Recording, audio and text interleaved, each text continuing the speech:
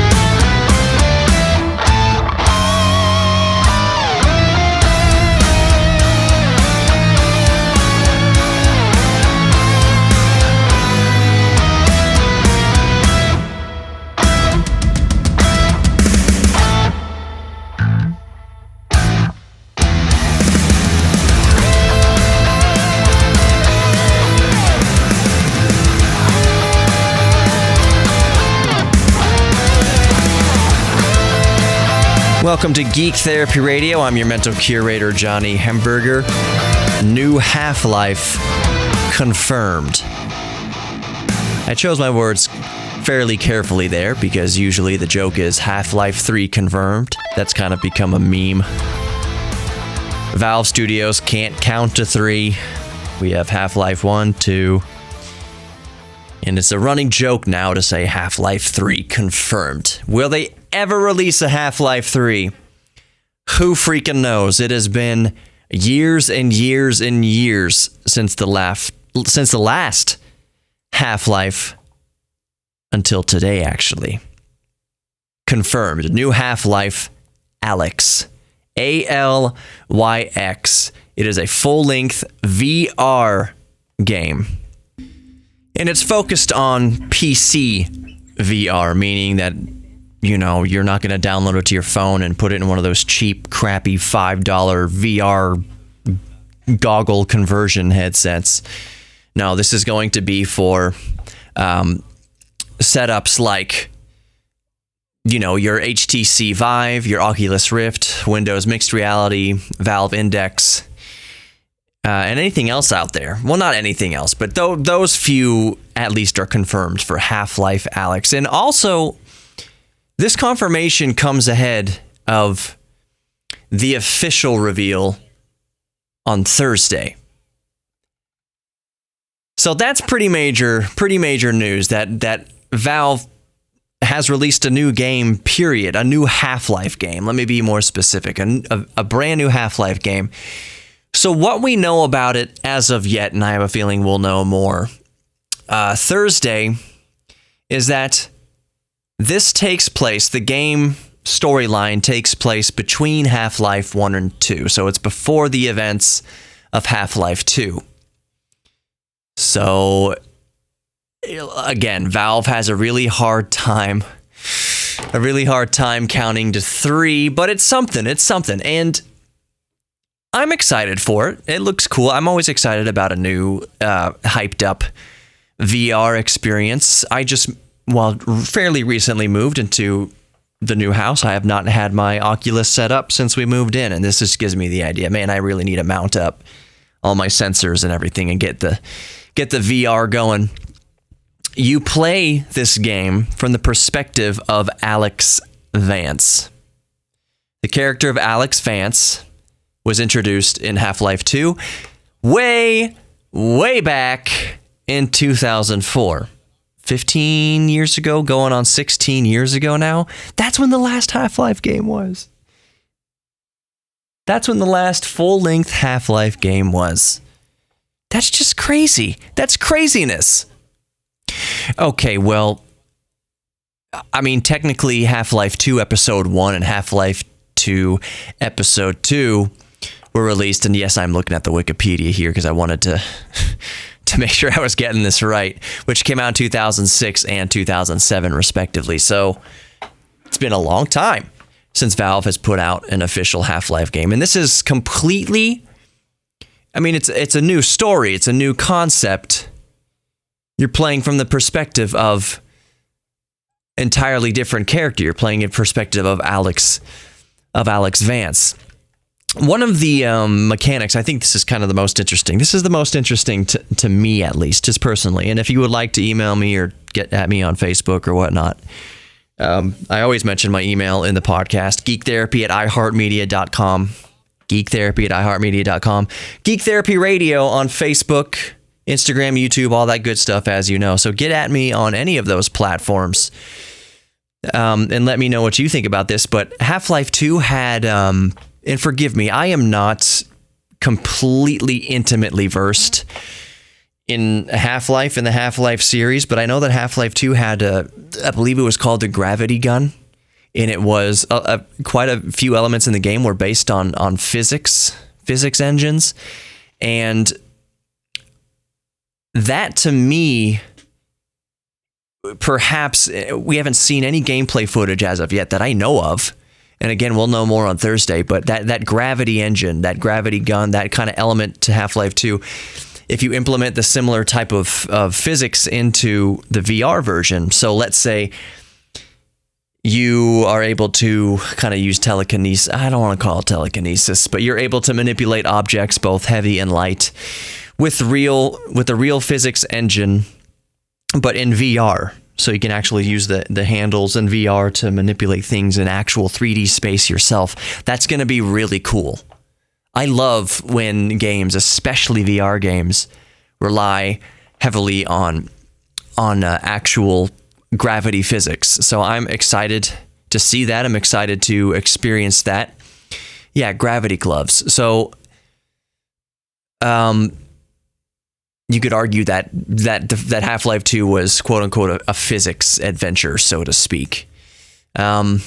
So maybe we'll get gravity gloves. And again, I'm reading this little snippet from Ars Technica, the gravity gloves part of it, but I completely agree with this writer's idea here.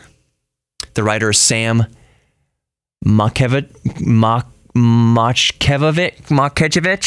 I can't spell it. Mach-E. I guess that's right. Anyways, just want to give him some credit. I'll link the article below, but he's hoping to see gravity gloves. I would love to see gravity gloves to where we can manipulate things in Half-Life Alyx, the way you could use the gravity gun in Half-Life 2. That would be worth the price of admission. If the story's really good, if the gameplay's really good, to me that would be a bonus. There's sometimes, this is a related sidetrack, but there's sometimes where story drives a game versus the gameplay, and there's other times when gameplay drives a game despite the story. For instance, and I'll keep it in VR here, my favorite VR game, bar none, is Super Hot. Super Hot is the best VR game that I have personally played to date. I'm sure there's others, but I have not played every single VR game. But Super Hot VR, it's one of those games. The story is stupid. There really is no engaging story to speak of. It is a completely gameplay-driven game, and it's beautiful in that way. The game is very simple. The game is very simply rendered. It doesn't take an incredible amount of horsepower to render, but it's simply designed and very thoughtfully implemented. So it doesn't matter what the story is. The story is secondary. It's arbitrary to the actual gameplay. So if Half-Life Alyx has both, if it has both good gameplay and a great story, which everything about Half-Life would lead me to believe that the story will be at least pretty good. Hopefully it doesn't drop the torch in that regard. I'm not saying it's impossible. I don't personally anticipate it. There's a reason why games have such legions of fans, and it's really not, I'll say that to the point of gameplay versus story. Legions of fans, you form that over story, not just gameplay. It's great if the gameplay is also there. But for instance, Shadow of the Colossus is not a VR game, although Shadow of the Colossus VR would be friggin' epic. Oh, now that I'm thinking about it. So anyway, Shadow of the Colossus, the original PS2 game, and if you've played the HD remaster on PS3 and what have you, it's not known for its great controls. I would argue that the controls in the game were not great at best. I think jump button was triangle. There's a combination of key presses you had to do jump and rolls. I hold R1 and roll. You get used to the controls, but they are not intuitive. The camera control can be quite wonky at times. Shadow of the Colossus is not known for its great control, and it's not known for its great gameplay specifically. That said, when you get it down, when you get the gameplay down and you get the controls down, the story does drive the game. The story, and I should maybe say lack thereof, is what has created the legions of fans, the legions of dedicated players who rank Shadow of the Colossus as one of the greatest games of all time, at least to them. The story was minimal. The more you played, kind of the more you figured out, and then at the end of it, you realize you knew nothing. You had nothing figured out. It is a gut-wrenching game, but that's what grabbed the audience for, I would argue, what will probably be amount to generations.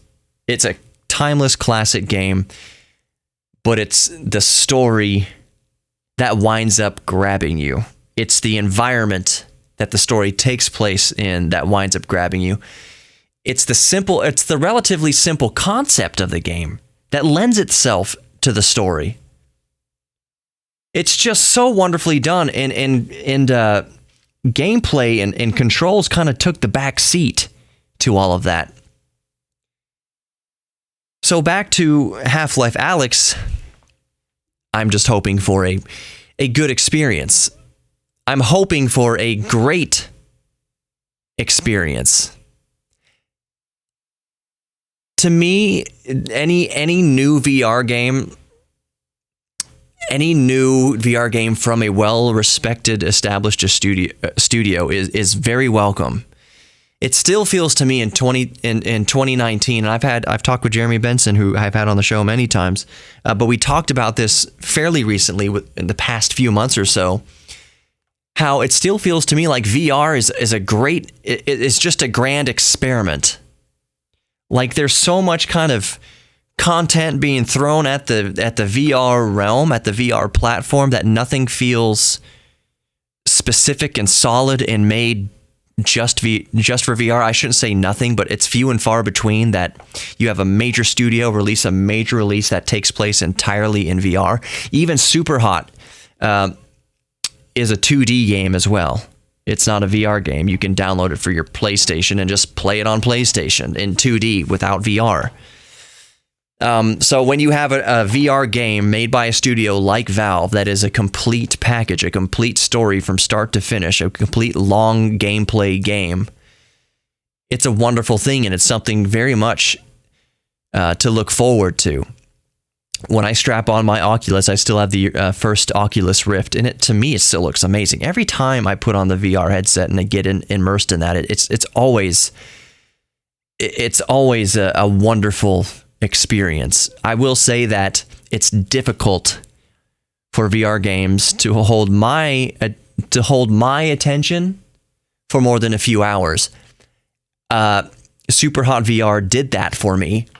So much so that I was disappointed that I beat the game so quickly within just a few hours of gameplay.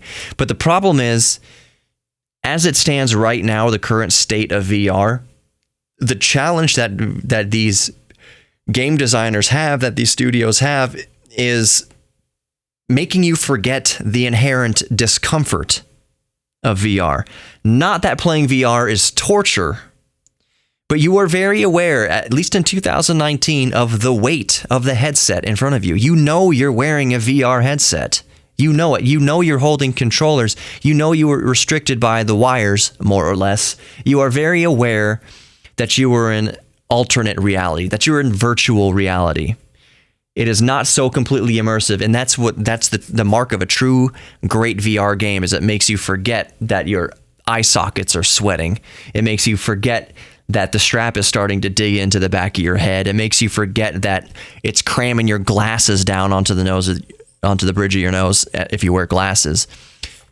So any game that can do that absolutely 100% deserves high marks. I think Half-Life Alyx is going to be a great game, period. I think Half-Life Alyx is going to be a great VR game, period. I hope that it sets the benchmark as far as great VR games. I hope it brings such attention to the VR platform that more and more developers start developing, not adapting their franchise to VR, but developing games specifically for VR. So, for instance, Half-Life is coming to VR. Wouldn't it be amazing if, just pulling a name out of my hat, like Red Dead Redemption came to VR? Wouldn't it be great if, I don't think this is gonna, I'm not holding my breath for this actually, if Nintendo got on board with VR. But you know what? I really don't anticipate Nintendo diving into VR. I think they might come out with something, experiment with it, but it would be great. It would be, let me just say it like this. It would be great if Super Mario Odyssey 2 or something like that was VR, or at least had the option for VR, at least had a few VR levels. I am not holding my breath for that to ever happen. Gran Turismo VR, a full Gran Turismo game in VR, a full Forza game, start to finish, developed ground up for VR would be wonderful. But that type of thing to happen takes studios like Valve taking the risk on building a VR game from the ground up. So I don't think that Valve is going to squander a franchise like Half-Life by making a half-assed VR game with the franchise. I think they're going to pull out all the stops, and it's going, hopefully, this is just my hope, that, like I said earlier, it becomes a benchmark. Can we shift gears a little bit? That was 15 minutes or so about Half-Life Alyx VR. We have finally got our official look at Ford's Mustang Mach-E crossover. What a mouthful. And I kind of hinted at this at my last podcast, maybe the Thursday podcast or whatever. I'm just going to reiterate that I think that it's a mistake. It's a mistake calling a crossover SUV a Mustang. There are so many better options. I said, and I thought I was joking the other day when I mentioned this, but calling it the E-Explorer, E-Explorer, whatever, E-Explorer would have made much, much more sense. And I've seen other people on Twitter today even saying that. Why not the Ford E-Explorer? Makes way more sense than slapping the Mustang badge on there. And yes, I get it. We all get it, that there is brand equity in the Mustang name.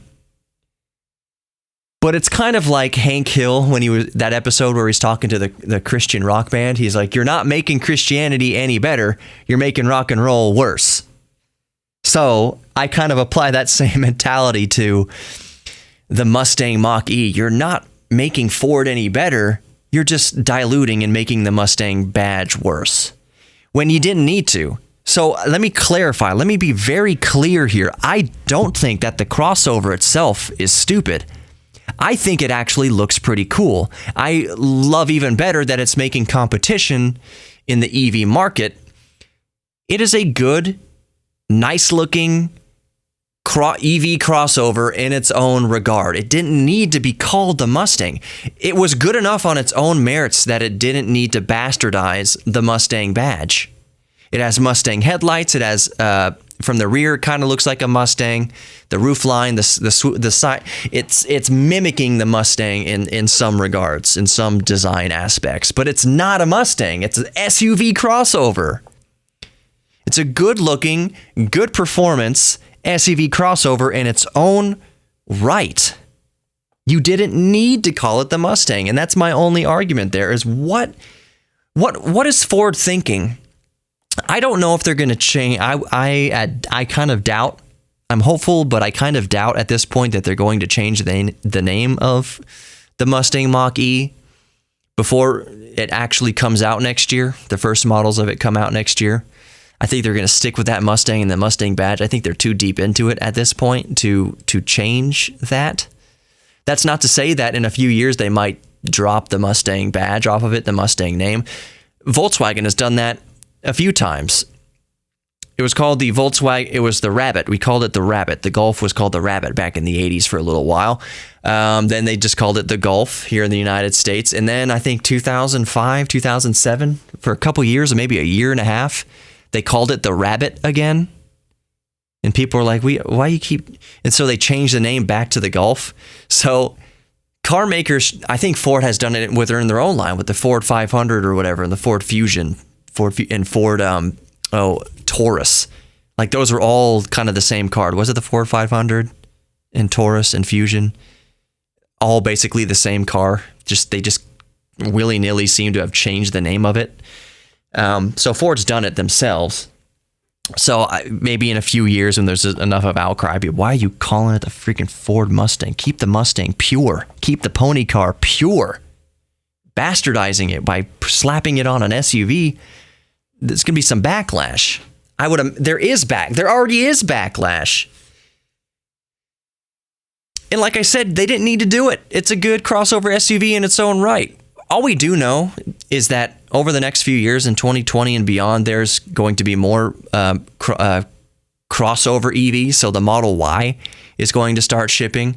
The Volkswagen ID4 is actually going to be revealed tomorrow in LA, as it turns out. I would like the ID4. I can already tell that. My heart's on the ID4. Even though it's a crossover, I would just love a EV Golf. Like a real, 300 mile range EV Golf.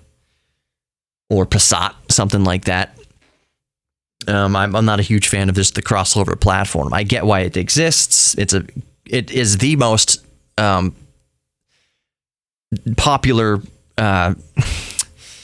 platform for cars in the United States, at least right now. Crossover SUVs are hot sellers. So when you're bringing a new EV to the market, you're going to try to chew into that hot selling crossover market. So you have the Tesla Model Y coming out, like I mentioned. You have the Volkswagen ID4 that's going to be revealed tomorrow, and I'll probably discuss it tomorrow. Volvo has the XC40 crossover, and now the Mustang Mach-E crossovers coming. So it's going to be 2020 is going to be the first kind of really good competition year for EVs. So I'm super excited about that. My heart's a little bit bummed out that it's all freaking crossover EVs, but I get it. I get from a marketing standpoint, 100%. I get it. I don't get the Mustang Mach-E. Get the Mustang name off of there. And that's going to conclude this podcast, this Geek Therapy Radio podcast for this evening. The music playing, I will, of course, link below so you can go show the artist some support. Remember that we're all geeks about something, so embrace your inner geek. More importantly, know that you are worthy of love, both giving and receiving love. And I know it's hard to do sometimes, but know that you are worthy of your own self-respect. That you do have something to offer the world. And at the very least, you're not alone in your struggle with self-doubt, self-respect, anything like that. You are more worthy than you think you are. And I know it takes a day-to-day chipping away at that wall in between you and knowing your self-worth. But the best we can do is just to keep chipping away at it. There is no magic cure. Do not even attempt to find a magic cure, drugs or otherwise. It doesn't exist. It just takes chipping away at it. And I just firmly believe that geek therapy, that is finding a hobby and interest, is a good way to help chip away at that wall between you and your own self-worth. So find a hobby, get into something, start researching something to get into, maybe take up an old hobby again. Just find a few minutes each week, if you can, to put into it, and hopefully it'll help your heart in the long run, and help your mind, and help just your self-confidence and everything that goes along with it. But until tomorrow, take care, and I'll see you in the next one. Thanks for listening.